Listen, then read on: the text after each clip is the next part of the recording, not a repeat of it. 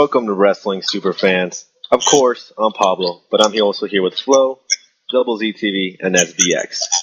Tristan is in school, so of course Tristan has to go. It's past his bedtime. Go to bed. The guy's like 14 years old, 13, something like that. 14. Sorry about that, Tristan. Gotta go to bed. Yeah, gentlemen, how was your week? Great. All right. Nothing new, nothing exciting. I didn't go to the anime convention. Yeah, Flo didn't go to the anime convention. He was telling us he was gonna go. Yeah. Oh man, how's the champ up there? Could be better. Hey, we want to say sorry about your uncle.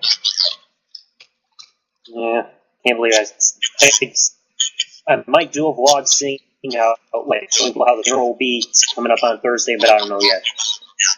There's a lot of death going on. In fact, my teacher, who taught me math for 4 years in my high school, died Friday. And I was like, are you serious? And this is like the coolest teacher I ever had. And I'm going to her funeral on Thursday, and all the classmates are going to be reunited and everything. It's just weird. But anyways, Flo. Yeah. Just eating fries burger and drinking a pineapple Kool-Aid.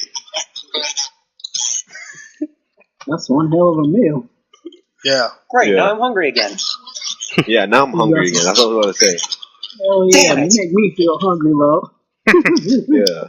It's like 10:40 here in Arizona. Anyways, 140 in New York. we're 1:40 in the morning in New York. That's how much we care about you guys. That way. Nice. But anyways, Zach, you got the results on your phone? No, I got him over on my laptop. Alright, that's cool. Anyways, we're going to be reviewing Raw, of course. So, let's begin. What's the first thing that happened, Zach?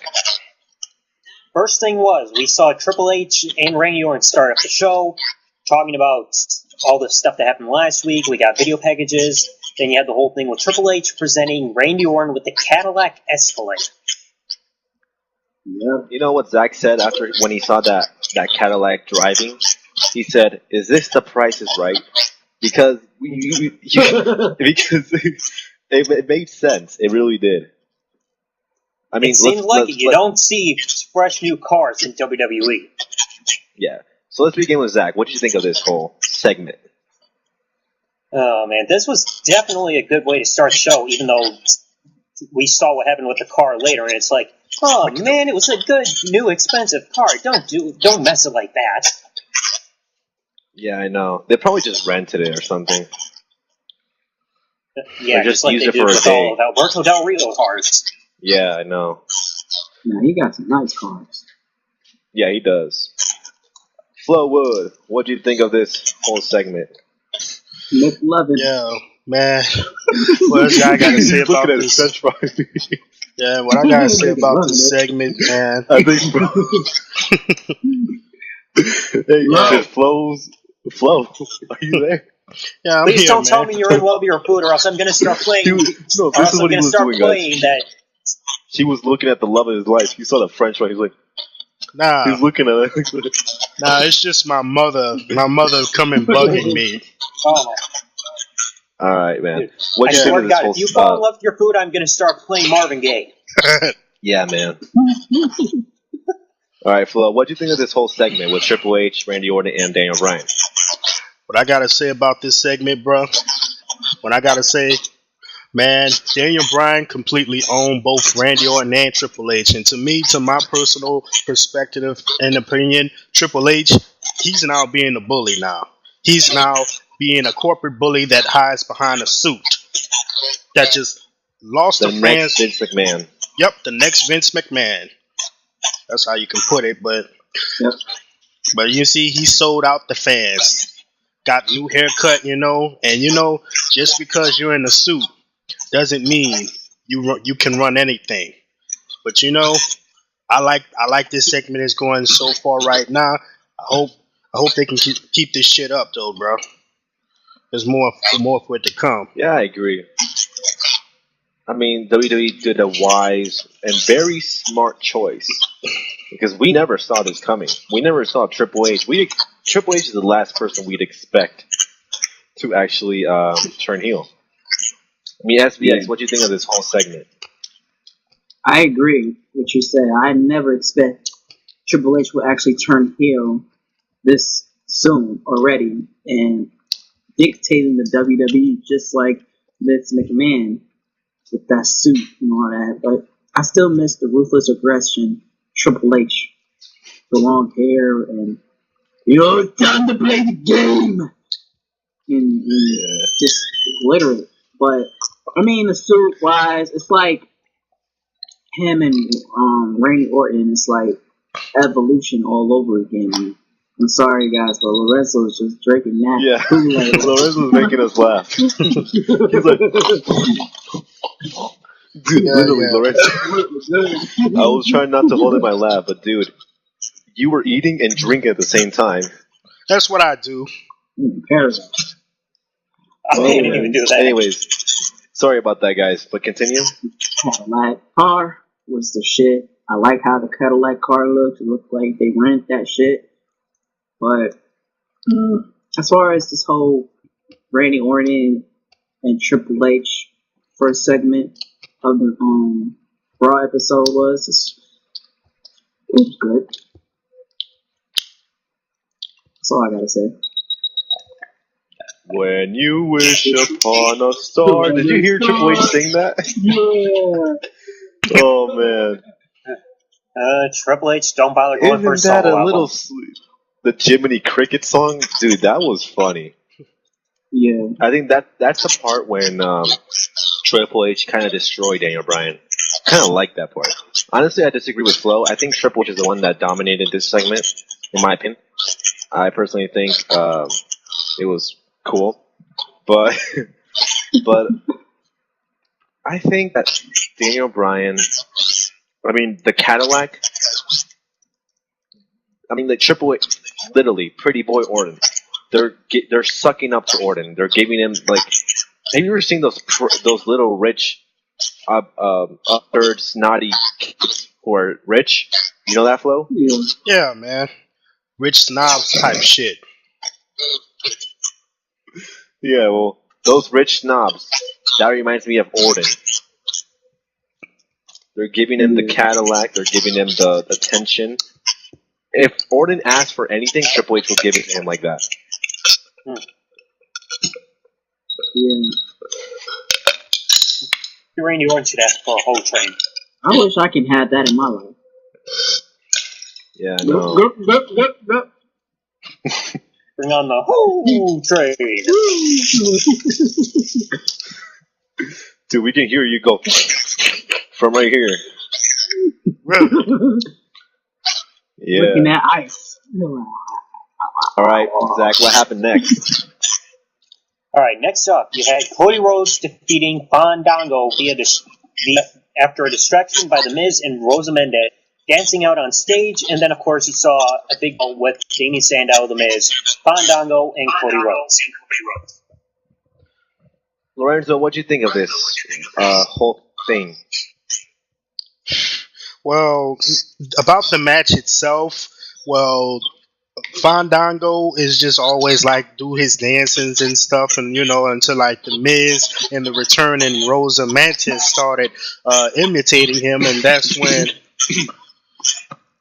and that's when he was gonna finish off Fandango, and with the Crossroads, Damien Sandow came out, Miz came to his help. Turned into a certain tag. You're swinging your little McDonald's tray. Yeah, it's empty, by the way. As I just got done eating the fries. Oh man, what do you think? Are we gonna have McDonald's begging us for sponsors now? Yeah, man. Hell, shit, you've made our easier. Yeah. And the Kool-Aid is empty too. Still got ice up in there. We use Lorenzo as the mascot. Absolutely good. Absolutely. Absolutely good. Yeah, absolutely. But I prefer Burger King though. Dude, can you just imagine Lorenzo's face on the McDonald's little poster? He's like, absolutely good. But Flo, what did you think of the Miz coming in and dancing, imitating Fandango, basically making fun of him? Well, I thought that was pretty hilarious and stuff. You know, like just imitating his moves and dance alongside the return and Rose and Mantis and stuff. But you know, it was kind of funny, and you know that's what I gotta say on it. Yeah. Zach, what do you think of? I personally think it was a little cheesy when Miz started dancing and everything. And Rosa Mendes, when's the last time we saw her? Part of I thought she was fired. Was she with the other No. guys? Primo and Epico. Zach, Zach, Yeah. what do you think of this whole thing that happened? I mean, it was cheesy, but it was kind of funny to see The Miz going out there just to try to play mind games with Fandango in order to cost him the match. All we needed, it would have been funnier if The Miz actually instead came out there and started Fandangoing himself like the rest of the crowd does. Yeah. They stopped Fandangoing for a while, actually. They barely do it now. Well, they did. I think they brought back Fandangoing a bit more over the last couple of weeks, because you could see the crowd really jump up and doing it again. True. Corey, what do you think of this whole match with Damien Sandow and The Miz and everything, and with The Miz coming in and distracting? Well, The Miz looked really tacky with his so-called Fandango gear on, with like a pack of the tropical pack, and it's like, you know, it's mind games. I get it. With Rosa Mendes, shit, I will probably have a Spanish girl dance with me if I'm trying to fuck with a guy like that who you can beat or want to beat in the next pay-per-view event. Oh, guys, Pablo has some internet connection, so I'm going to dictate the lead, but hopefully he'll come back soon. But yeah, I kind of figured that this was a pretty interesting match. So let's get to the next match, Zach, if you mind. Alright, next matchup was CM Punk versus Curtis Axel. CM Punk gets a win, and of course, due to the WWE app, that WWE won't shut the fuck up about it, we have the stipulation that since CM Punk won, he would get Paul Heyman in the ring, and of course, we know the post-match act from there. Okay. Flo, what do you think about this? Well, about the match between CM Punk and Curtis Axel, like it was like pretty decent and stuff, but after Punk wins, it seems like Punk was ready to manhandle Paul Heyman, and like hell, until you know it's somehow the situation backfired on him. They both of them own Punk, and that's when, with all the bruises and scratch on his back after being whooped by a kendo stick or some shit like that, you know? Okay. Well, sees that P-Man is back. Are you with us, P? Pablo Diablo. Huh. I guess. Take a pee, man. Penis Man. No?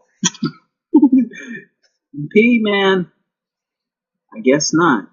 I guess the internet's still messing up. Yeah. Yep. See? Supporting it. So I'm still dictating it as always. Sorry, P-Man. But Z, what do you think about this match? Oh, man. This was something I was actually looking forward to, because I actually bought the damn app just to see if WWE will shut up about it. I mean, match for CM Punk, Curtis Axel, good. And the post-match, we expected CM Punk to dominate over that fat walrus known as Paul Heyman.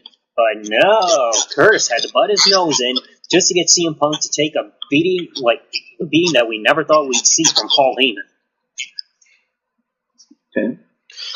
For my opinion, I thought this match was pretty decent when he beat Curtis Axel, but Kurt Axel, not Curtis Axel. Sorry, got the name wrong, bro. You're not perfect either, Mr. Pornos.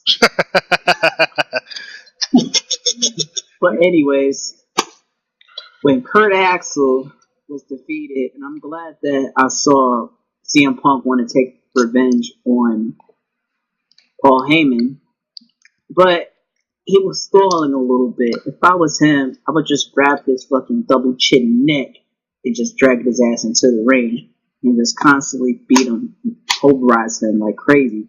But no, Kurt Axel did a bitch move to help Paul Heyman out. But Kurt Axel, it was a good match. While they had hit CM Punk with a chair, and I like how CM Punk kicked him and kicked Paul Heyman, kept kicking him in the gut, but Paul Heyman took that as a bitch and then fought back. But in the end, Kurt Axel, beat up CM Punk once again. But it's like the handcuff thing. I would have thought they would have had handcuffed him into like the ring ropes or something like that. But they took him down like police. But that's how I feel. Anyways, next match.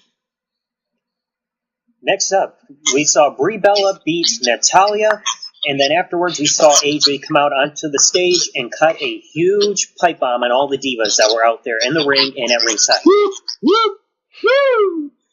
Yes, sir. That was a crazy ass pipe bomb. So, I really want to see if P-Man will definitely come and join this podcast again and talk his point of views about this match. It's something that he cannot miss.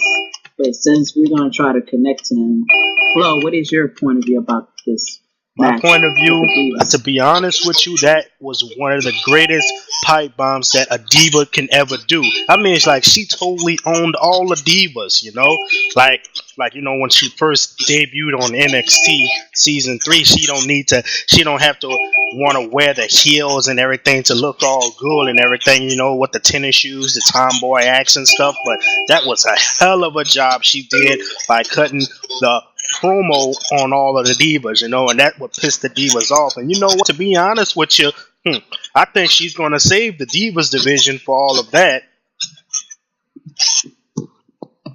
Indeed. Z, what you think? Oh man, AJ did not drop a pipe bomb; she dropped an atomic pipe bomb on that.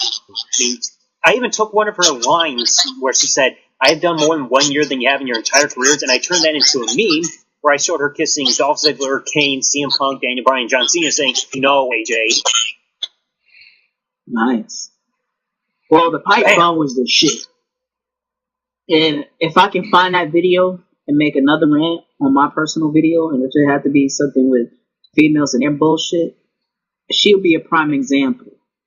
But anyways, I love how she said about how they said about their stilettos and their little girly shoes cannot match their Chuck Taylors.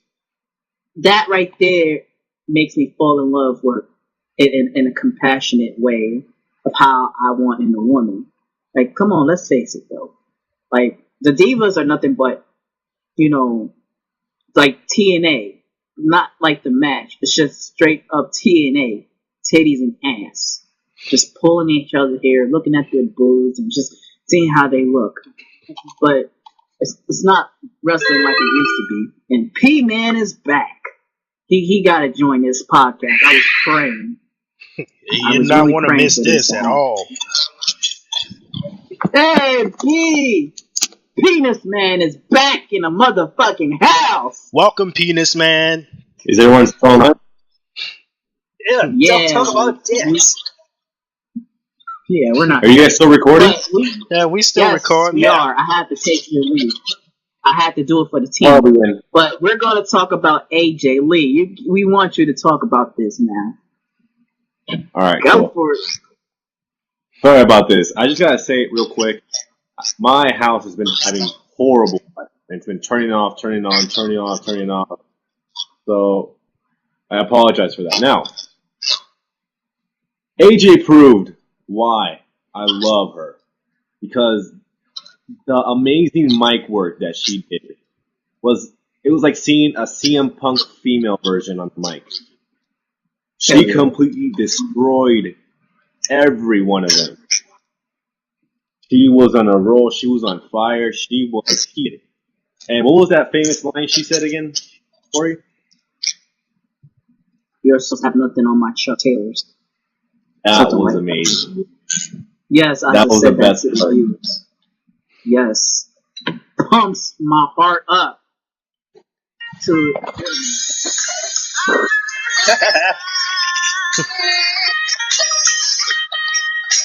I couldn't resist. I don't blame you. But I don't blame you, Z. I don't blame you. Not at all. But this is actually how my theme when I'm falling in love with women now. Taking it slow this time. This is how I feel about AJ with her words right now. She said to me,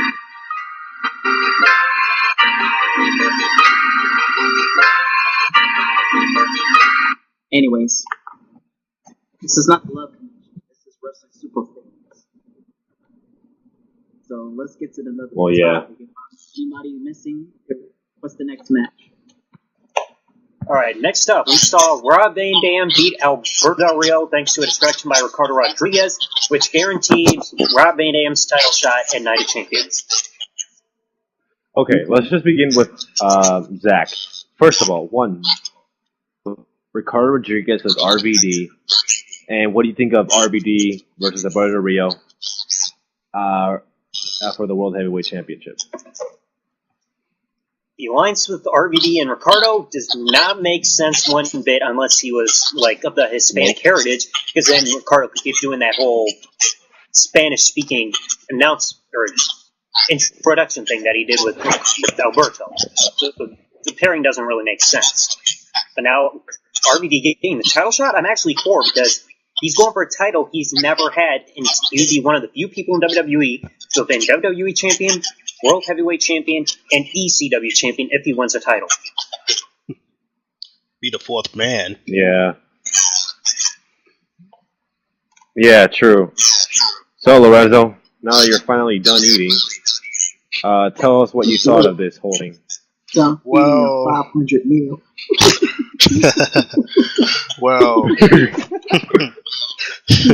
well, about RVD going after Alberto Del Rio for the World Heavyweight Champion, I think that is something what RVD needs, because if he somehow wins the world title, I mean, like, he will be the fourth man to ever hold the WWE Champion, ECW Champion, and World Heavyweight Champion. The fourth man. And I want to see him go down as history as that, and then after that, he can be inducted into the Hall of Fame. Just like that. You know, I also want him to go for the World Heavyweight title, but I really want him to go for the WWE title. I agree. Not the little spinner belt. Thank God. Yeah. Laid out, dude. I ain't letting Mr. Full 20 take this. Yeah. Well, we can give that to Dustin. Buy him his own. Nobody's taking this. We can have a Chris Corey, Benoit. Yeah, he can have a Chris Benoit. He can have a Chris Benoit spinning around and his face spinning around. The United States can awaits from Ohio belt. My country. Yeah. But, oh man. Well, to me, I agree with Zach what he said about how the whole comparing with Ricardo Rodriguez and what's his name, Rob Van Dam, was a bit weird though. Like, Rob Van Dam is not Mexican, and why does he need his personal announcement speaker to call his name? Stupid move by WWE. Very. They could at least put something in Kara or something like that. That would have been more easier. But it's whatever. But I I actually like the shirt that Ricardo Rodriguez had with the Rob Van Dam shirt. I wanted something made by that, but I don't want the RVD one. I want SBX on it instead. It'd be so much cooler. Yeah. You know what?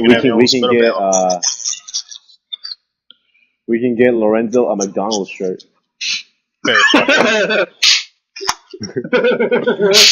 Want some fries with that? And to be honest Absolutely with you, good in the back. I used to work at McDonald's on my senior year. You did? Yes, I did for almost 1 year. You know what? I wonder why. Every single person I've met who has worked at McDonald's says that it's the worst job they've had. Yeah, it is. Well, duh, it's an establishment that constantly messes up orders. Yeah, man. Especially you at a ghetto McDonald's. You want some fries with that, sir? What you want? We got a Big Mac. We got a small Coke. I can't hear you. No, I can't. You know, one time I was so hungry. One time I was so hungry that I wanted a Big Mac. Right. Have you ever seen those little Krabby Patty little candy things? The form. That Big Mac was the size of that. Yeah. But how's this gonna fill me up? I don't even know why they call it Big Mac. They should just call it a rip-off Mac. Krabby Patty miniature size. Yeah. Anorexic burger. McFlow. You can find condoms bigger than that burger. McFlow. Let's create a restaurant called McFlow. What the sauce is? What's the secret sauce? McFlowwood. It's serious. We have a new name for. We have a new name for Lorenzo. It's McFlow. Really? Yeah. McFlow. Well, Zach, tell us what's next. Okay, next we saw Randy Orton beat Christian after a thumb to the eye and an RKO behind the referee's back, all stemming from an earlier interview that we saw where Christian said Triple H likes sledgehammers and now found himself in a new tool, aka Randy Orton. This was a good match. I actually liked it. I don't know about you, Zach. What do you think of this match? Pretty good match, not as good as their one from 2011, but good enough actually seeing Randy Orton trying to play off that heel heat, especially with the whole cheating tactic of thumb to the eye, just like the regular heel would do. Yeah. I'm just want him bad to bring back the punch. Yes. But we saw it earlier this year, but that was just temporary. Yeah. McFlow, what do you think of this? Well, what I have to say, it was. It was an alright. It was like an alright match, but I don't really have too much to say on it. But it was just decent, and it was just pretty much nothing. Yeah. No comment. Yeah. It's the same way. I feel the same way too. It makes me want to say no comment. But Randy Orton, he's a shit, man. He should be deserved to be the face of the WWE. Fuck a sinner. You don't have to deal with his ass for like 4 or 6 months. So till then, let's see Randy Orton. But I do agree with Pablo that we need to have that punt. Because he looked like he's ready to kick a motherfucker's head. Because that's what we want to bring the whole Randy Orton back. Well, okay. I just gotta say that Randy Orton is an amazing heel. He does his best work as a heel. Of course, Randy Orton deserves to be the face. He deserves to be champion. He deserves it. And I really love what Cody is doing. As far as the match goes, it was a pretty good match. I really liked how they just kicked out, and kicked out. Looked kind of injured himself when Randy Orton pushed him. Did anybody else notice that? I didn't notice that. Yeah.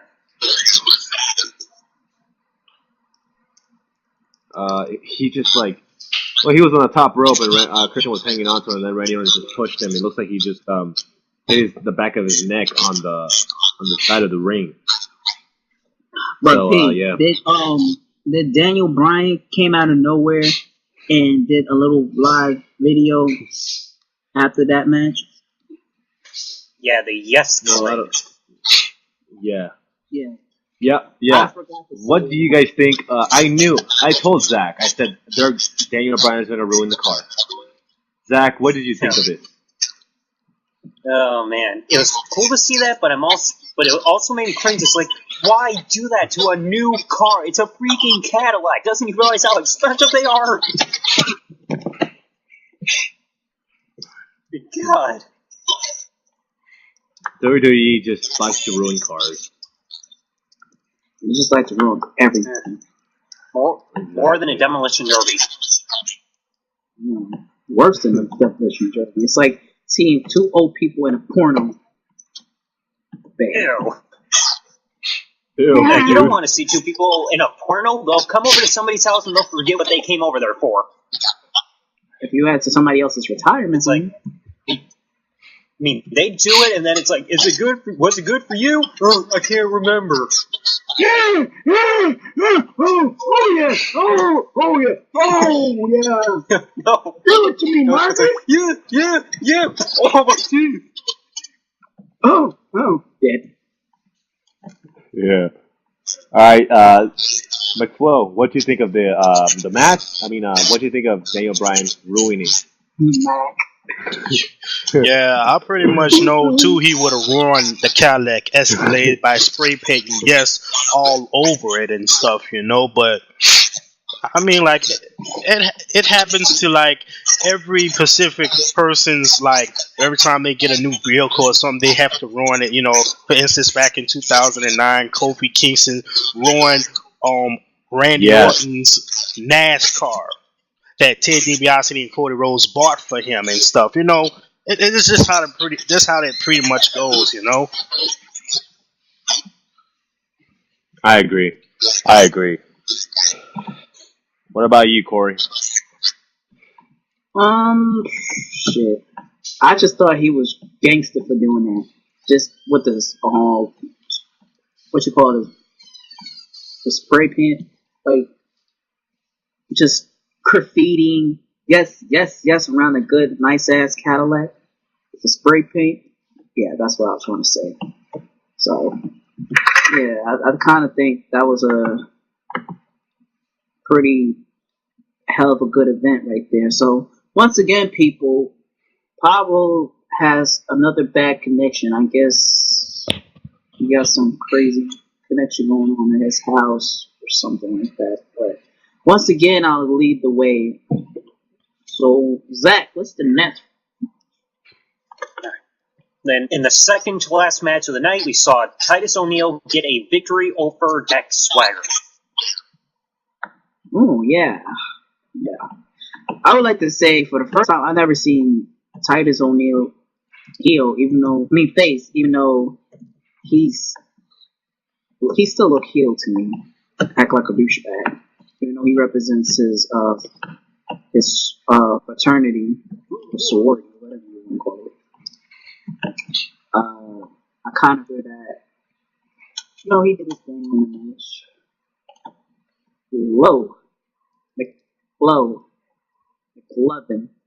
McLovin it. What you think about this? So far as the match, primetime players are face now. Well, so far as Titus O'Neil and going against Antonio Cesaro, all right match. That's what I have to say about it. Okay. Alrighty then. What about you, Z? Yeah, the match was alright. I'm glad that they turned the primetime player's face, because you could tell the crowd was getting more behind Darren Young and Titus O'Neil after Darren's news of him coming out not too long ago. So it showed people getting behind him, showing more respect. It was the proper thing to do, and possibly giving this team a push now. Okay. Oh, guys, before we end this video, or let's just end this topic besides end the video. After we end this topic with Titus O'Neil and Darian Young. How do you feel about Darian coming out of the closet for the first time? And I mean, what I have to say about Darren Young finally opening up to himself for what he really is, he got Hey, balls. man. He's got balls. Yeah, speaking about balls, it's P-Man. I don't know where the hell you been. But, Zach, what do you feel about Darian Young coming out of the closet? I applaud him for it. He's being open. He wants to live his life. I think the reason people were making a big deal about this at first was because it's not a common thing to see in wrestling. We've only seen an extremely tiny handful of people in the wrestling business that were not heterosexual, like Pat Patterson, Orlando Jordan, Simon Sermon, Chris Canyon, and now Darren Young, so it's a rare thing. I still applaud Darren for having the balls to announce the news, and of course people are getting behind him, showing the proper respect. Yeah, I agree. Pablo Diablo, Pablo Diablo. P-Man. P-Man. Damn. Okay, well, my turn then in my league. Well, I don't have nothing against gay people. Gay people can do whatever the hell they feel like they should do in their life. Doesn't matter if they have sex with a man or a woman or an animal or just their right here. It doesn't matter. That's their sexual preference. But An it's animal? cool. Nothing. Hey, there's some shit like that when people have sex with animals. That's bestiality. That'll get you thrown in jail. Yeah, but there's some sick If they did a motherfuckers who do sequel that. to Beauty and the Beast, that chick or whatever would be in jail for bestiality because she's doing something to that beast. Because he got a big dick, that's why. Still, it's bestiality. It's like, you're furry. But he was human. He was partially. I know he's beast, but he wasn't human. So he has some. Yeah, but he's all furry. Right. Hell, sometimes if you lick a hairy vagina, it's like that's the same way having sex with a beast, but it's still nasty. I get what you mean. But anyways, Darian Young, it's all good. I saw your little interview. You look like you're just so smiley, just so happy that you ate a bowl of fruits this morning, make your day go. But either way, it's all good, man. I want Pablo to talk about this topic as well, but his internet connection is still acting up. But I guess not. So Pablo don't give a fuck. I'm just joking. Pablo would say, you know what? It's Darian Young's life.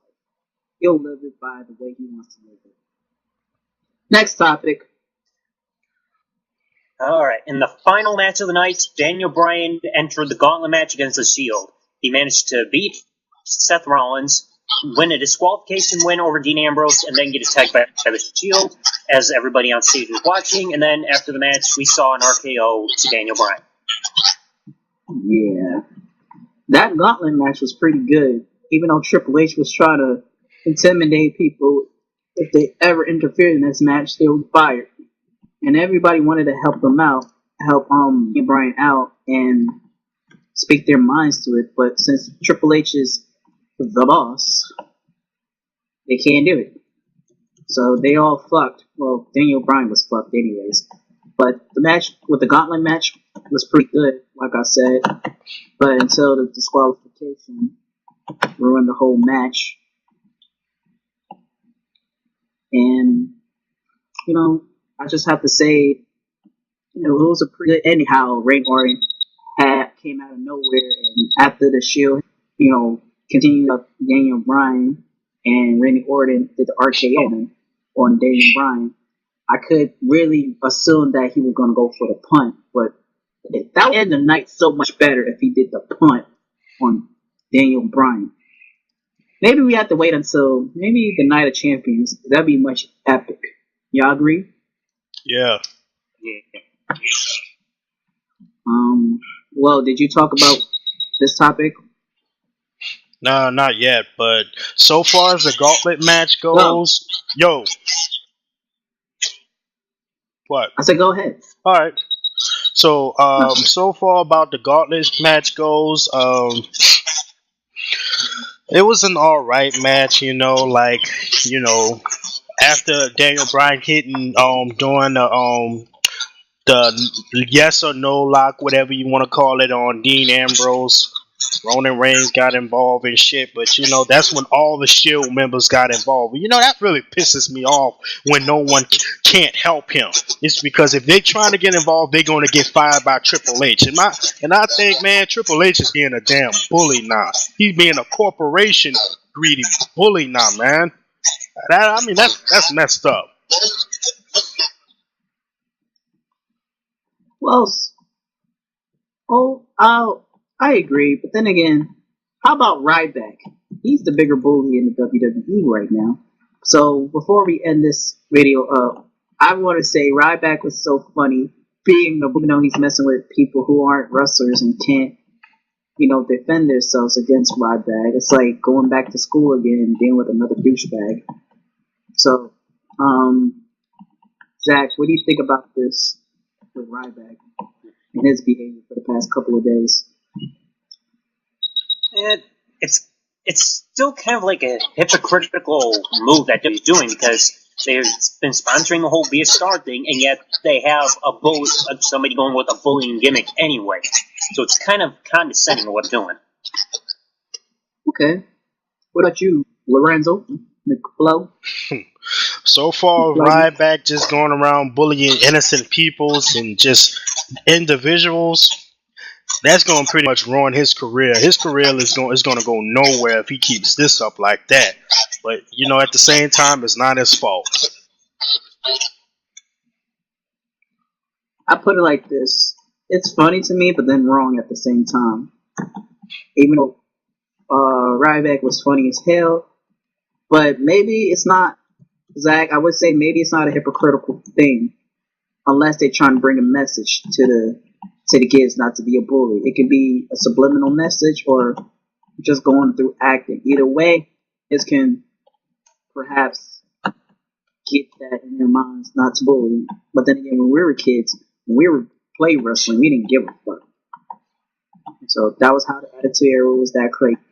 So that's all I really have to say. Thank you guys for watching our video, even though P-Man came and on, like a husband and wife relationship, and the dad kept coming and leaving the relationship like a bastard father, but it's not his fault.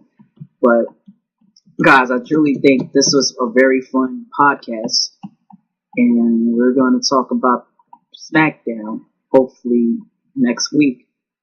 And stay tuned, y'all. SBX wrapping this shit up. Thank you for watching. Peace and God bless.